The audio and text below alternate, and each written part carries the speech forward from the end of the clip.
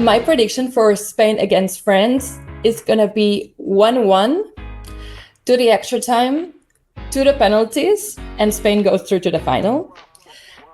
Nico Williams scores for Spain. Dembélé scores for France. I'm scared that it's going to go extra time again. I'm scared it's going to go extra. If we play that style of play, I know our defense is very solid. We might kill the game and we might, draw a 0-0 until the 90th minute. Then we go extra time and Spain will find a solution to score.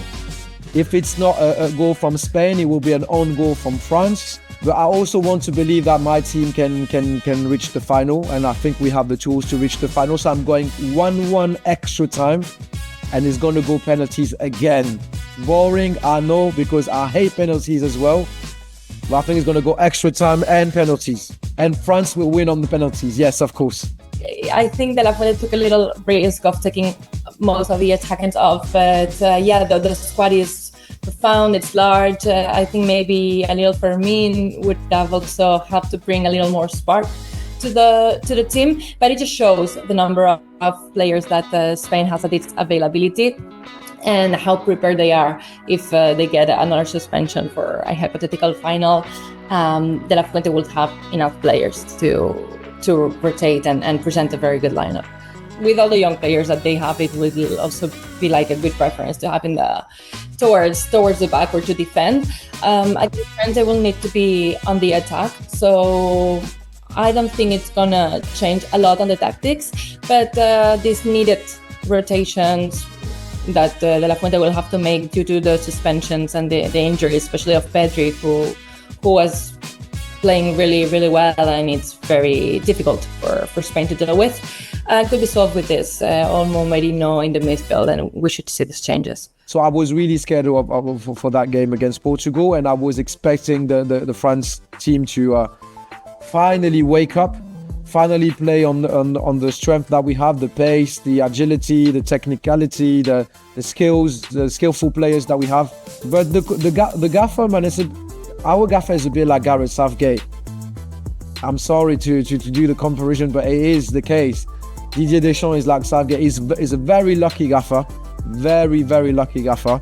Luck is temporary, and especially against Spain, I think luck will not be enough and will not be sufficient. So now, obviously, I hope we're gonna wake up. I hope we're gonna have a starting 11 that will be different.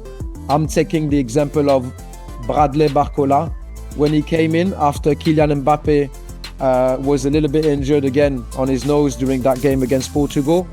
So he's been replaced by Barcola. As soon as Barcola entered the pitch, you could see the difference, man. He was bringing a lot of pace. He was going for it, and this is what we need.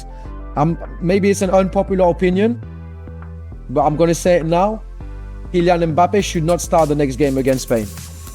I think Wirtz is one of the most excited players, young players in Europe and in the world right now. I mean, great player. Germany just seems to... I read a lot about how countries prepare themselves for competitions and how the federations of the countries work. And Germany always seems to have, as they do in most things, a plan. And the way they have the talents, but it's like everything is planned, produced. So this is just one more talent to come out of the big machine that's Germany and the German Federation. They plan really ahead.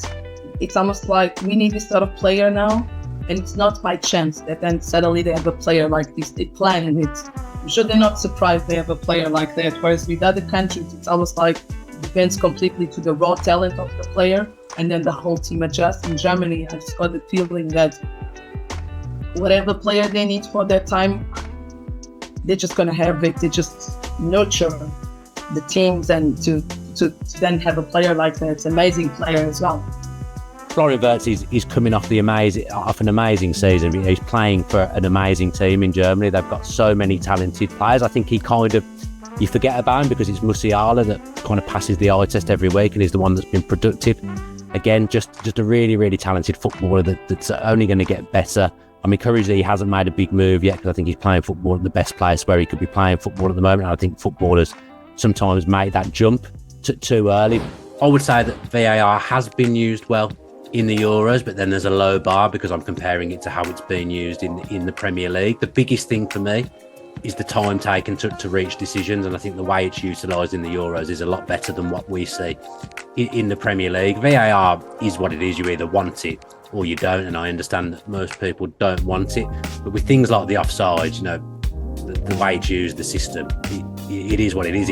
It's fair, isn't it? You know, no one's losing out because everyone's been treated in the same way. And I just think the speed in which decisions have been reached in this Euros, a bit like the World Cup, has been so much better than what we're used to seeing in the Premier League. So when it's utilised in this way, the way it's used in the Euros, I'm for it. And I've not seen anything that I've thought in this Euros has been a disaster so far.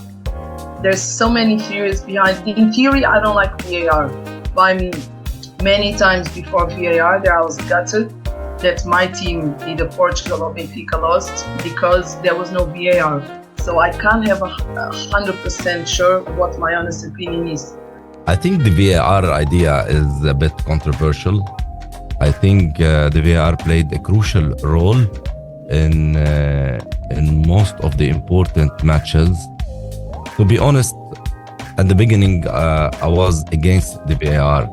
I don't know how to say it, with a lot of flops in terms of the referees' jobs. I think the VAR is very important and well done for the Euro Cup. Well, again, in my personal opinion is that VAR can be used wisely and can be helpful for football. But the problem is that not only in the Euros, but in all the competition is I mean, they excuse my French, but they're taking the Mickey. I think it's ruining the game, unfortunately.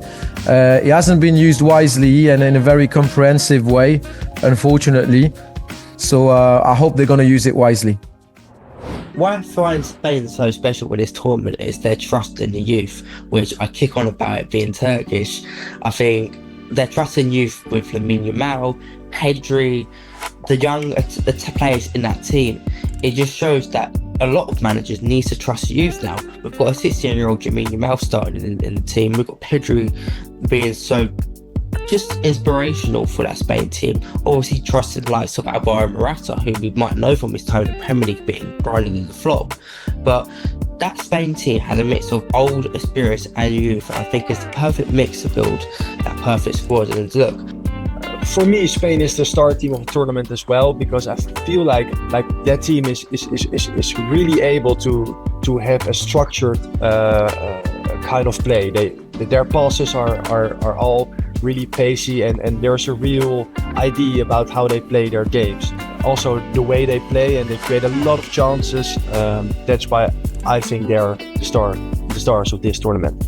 I actually called Spain as dark horses before the tournament started. Now, I'm not sure Spain could ever be dark horses, but I knew what I meant when I said that, in that I felt they were going under the radar a little bit as a team that could genuinely win this competition. Spain have used their young players well, but they've also managed to get the best out of their senior pros as well. So I think Spain have found the best balance in this tournament so far, and for me, they've been the best team to watch. Spain surprised everyone at the Euros. I think even some of the Spanish supporters included, because of how young a lot of the players are and how the squad has really been well tied together.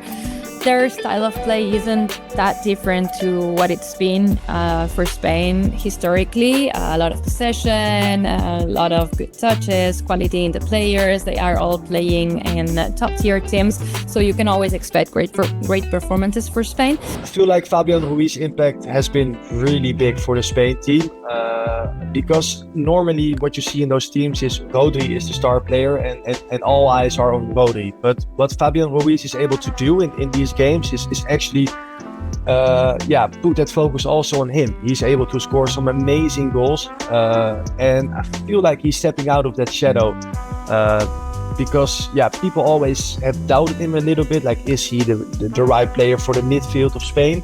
But he has definitely proven himself, and once again showed what an amazing player he is at the midfield, able to defend but also able to create chances with an amazing technique and also great shooting. As I would say, the best point about Fabian Ruiz is the way that he reads the game and interprets it, and the way that he's able to read the location of his teammates. He sees passes that only him could see. He complements himself really well with the rest of the midfield in Spain, with Pedri, with anyone that he has to play. And also he has this attacking last touch that has allowed him to score in these Euros. I think he's also, well, it's not a surprise for us in Spain, but he's obviously being one of the players having the best performances, and I'm not sure that everyone would have picked him as one of the players to do so. But yes, overall, it's the way that he sees the vision of the space that he has, and how he's always finding the great opportunities to build an attack, which is very, very important, crucial for the way that Spain plays.